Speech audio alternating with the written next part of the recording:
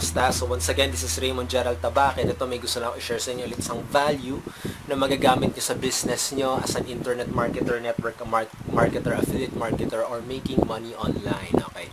So to guys, ito yung tinatawag ko na the Kiyosaki method. Okay. Ano tong Kiyosaki method?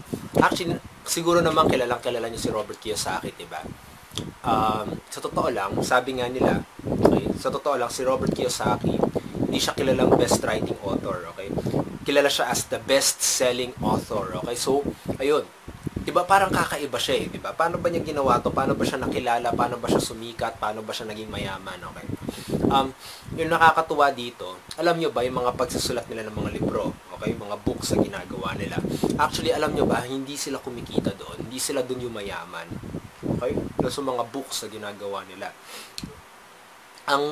Ang ginagawa talaga, yung purpose kung bakit sila nagsulat ng book, okay? Bakit sila gumawa ng book, ay para makilala sila at para magkaroon sila ng authority sa ginagawa nila. Diba? Ikaw, ano pakiramdam mo kapag may nakita kang book, okay? May nakita kang book tapos siya yung author. Diba? Nagmumukha na siyang expert. Diba? Ganun naman tayo, diba? Sa school. Diba? Siyempre, nakikita natin yung mga nagsulat ng book, sila yung mga expert, diba? So, ganun yun. Yun yung method niya. Okay? Yun yung method niya kung paano siya sumikat, paano siya nakilala. Ang ginawa niya, okay, nagpaturo siya sa tatay niya, kay Rich Dad, okay? At saka sa mga natutunan niya rin kay Poor Dad, diba? Tapos, kinwento niya na sa libro, diba? Siguro, in-apply niya sa trabaho niya, diba? Ganun. Kinwento niya lang, okay? Tapos, nung lumabas yung Rich Dad, Poor Dad, diba? Doon na siya sumikat, yung book niya, diba? Tapos doon na, lumaki na. Paano lumaki? Kasi grabe yung storya niya, diba? Grabe yung storya niya. Ang daming nakaka-relate sa kanya. Yung mga ganun mga bagay. Okay? Pero alam nyo ba, sa book talaga, sobrang liit lang talaga ng kita nila dyan. Pero paano siya yung mayaman? Kumikita siya dahil sa mga nagpapacoach sa kanya. Kumikita siya dahil sa nag-e-enroll, okay? Nag-e-enroll sa, nag-e-enroll sa coaching programs niya. At saka yung tipong yung mga bumibili ng laro niya, di ba? Yung cash flow, di ba? May game siya ganun. So, yun. So, nangyayari, paano siya yumaman is the value that he gave, okay? At saka yung attention na nakuha niya. Okay? Kaya nga siya kilala na best-selling author at hindi best-writing author. Okay? So, parang proud nga siya dun eh. Okay?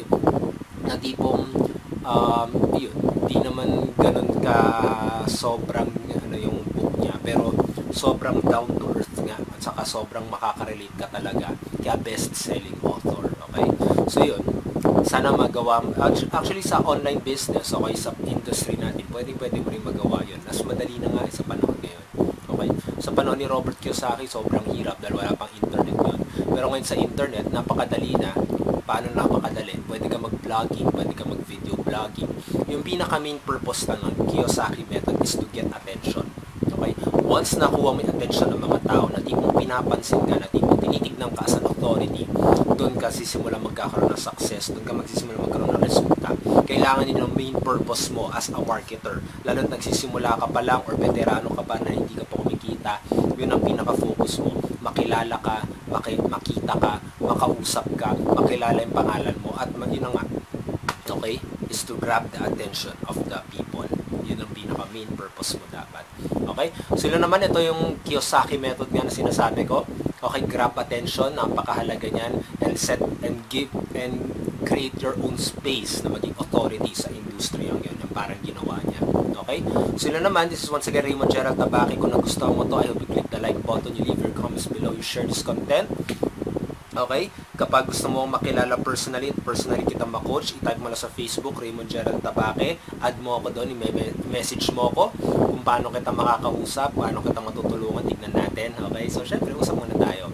So, yun naman, keep on learning and success will truly follow you. Once again, this is Raymond Gerald Tabaque. Have a great day. Have an awesome day. Stay awesome. Stay extraordinary.